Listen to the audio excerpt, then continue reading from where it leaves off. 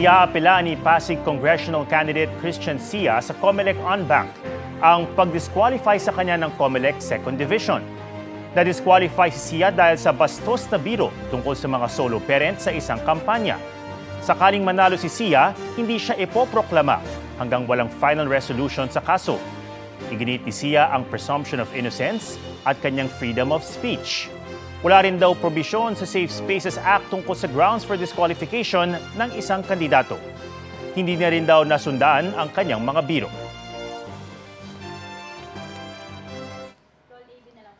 Nangako si Congressman Bonifacio Busita na prioridad ang pagpapababa sa presyo ng bilihin.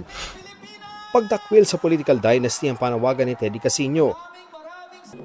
Pagpapanagot sa mga korap at abusado ang layo ni Congresswoman Franz Castro.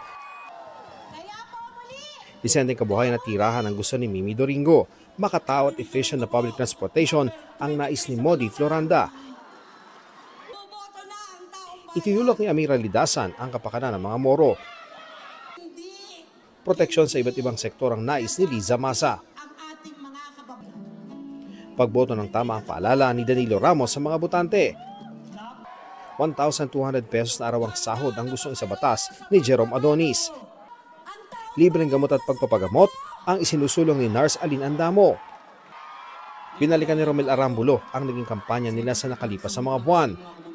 Pagpapanagot sa mga opisyal na bastos ang ibinida ni Congresswoman Arlene Brosas. Isang Department of Disabilities ang iminungkahi ni Attorney Angelo de Alban. Sa Maynila, idiniin ni Senator Bato de la Rosa ang paglaban sa droga at krimen. Si Senator Bongo nais ilapit sa taong bayan ng serbisyong pangkalusugan. Nais ni Attorney J.V. Hinlo na magkaroon ng presentasyon ang mga taga-Visayas sa kapakanan ng mga magsasaka ang isinulong ni Attorney Raul Lambino. Presyo ng kuryente ang tututukan ni Congressman Rodante Marcoleta. Si Dr. Richard Mata, prioridad ng libreng check-up at hospitalisasyon. Laban kontra korupsyon at kahirapan ang idiniin ni Pastor Apollo Kibuloy. Si Attorney Vic Rodriguez, nais protektahan ng soberanya ng bansa. Epektibong pagbibigay serbisyo ang pinangako ni Philip Salvador. Si Attorney Jimmy Bondoc, isinulang diplomasya at disiplina sa Senado. Pagbabantay sa kaban ng bayan ang sinusulong ni Ping Lacson. Kasama niya ng kampanya sa Mandaluyong sina Senator Lito Lapid na gustong palawakin ang sektor ng turismo. Programa para umasenso ang bawat Pilipino ang nais ni Manny Pacquiao. Sapat na pondo para sa mga serbisyo ang sinusulong ni Senator Pia Cayetano. Ibibigay raw ni Tito Soto ang sweldo sa pagkasenador sa mga estudyante. Ibinigay ni Senator Francis Tolentino ang kanyang investigasyon sa oil farms ng China. Hinimok ni Congressman Erwin Tulfo na iboto ang mga kasamahan sa alyansa. Ibinida ni Benhar Abalos ang mga nagawa niya bilang dating alkalde ng lungsod.